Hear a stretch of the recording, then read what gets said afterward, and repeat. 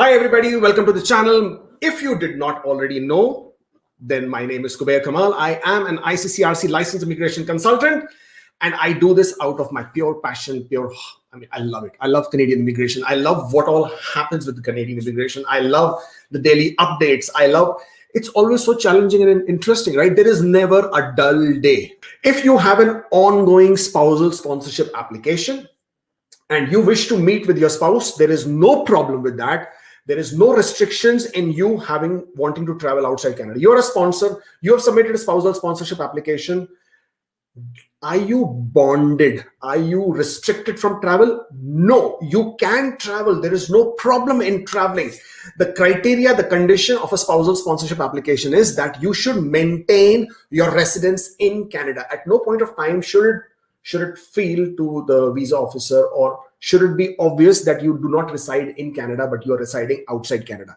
That would make a problem in your application. But if you're able to sort of prove that you're only traveling either to visit your spouse, which actually is a good thing, because that only proves or strengthens the fact that your relationship is genuine. I mean, if it is not genuine, then why you wouldn't want to meet your spouse? How does it make sense, right? There's no harm in wanting to meet your spouse, wanting to travel to meet your spouse, as long as you maintain your residence in Canada. Okay.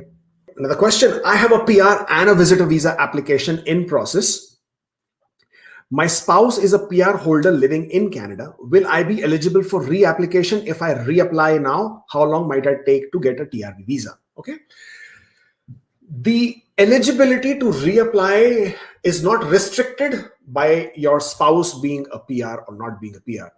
I already read you the first requirement. It said if you're coming to unite with your family member, close family member, your spouse is a close family member, then you should reapply and your application will be assessed under the provisions. However, and this is also to answer the question which is in Instagram about dual intent. In your case, because you have an ongoing application for permanent residence and an ongoing application for temporary residence visa. Let's take a look at this one as well. On the CIC website. So what I'm talking about is the dual intent that you need to express in your application. In this particular case, spouses and partners. Now this was the update that was mentioned over here in October 2020 about dual intent to be expressed by spouses and their partners. So if you have an ongoing PR application, okay, and your spouse who is outside Canada wants to apply for a temporary residence visa, you are absolutely allowed. You definitely can apply for that temporary residence visa.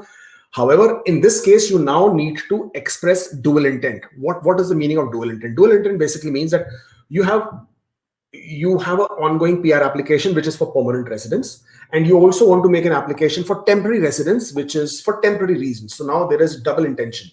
The premise or under which your application for temporary residence is approved is where the visa officer is satisfied, or visa officer agrees or accepts your application to say that you will be living in Canada temporarily. Okay, everything in that application is indicative of the fact that you want to live in Canada temporarily.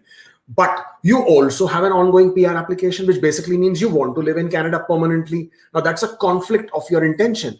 You're applying for temporary residence, but your intentions are also to live in Canada permanently. Hence, you should express and validate and explain your dual intent, whereby in your dual intent, you are trying to explain to the visa officer that you are making an application for temporary residence. You have an ongoing application of permanent residence.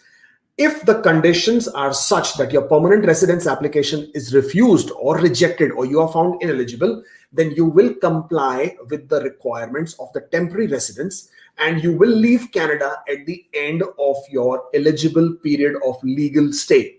This is the basic premise of dual intent. This is what you need to satisfy.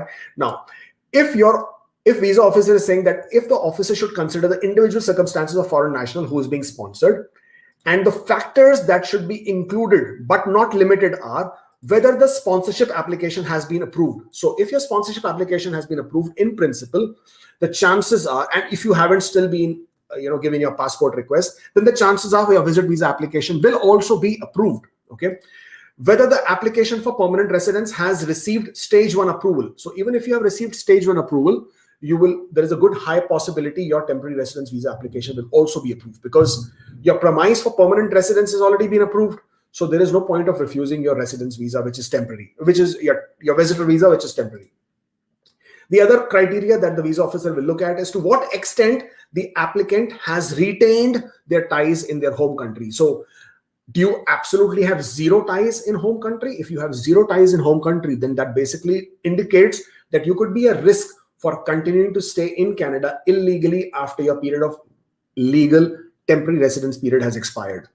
And what is the applicant's plan should their application for permanent residence be refused? By this, they mean is that if your permanent residence application is refused, do you have a plan? What are you going to indicate as to that you will return back to your home country, that you will comply with the requirements of a temporary residence? If you are able to express all this, if you're able to validate all this, if you're able to sort of clearly indicate and explain all this, you have a good chance of your application getting be processed. If you are not following us on Instagram, I do not know what you're waiting for.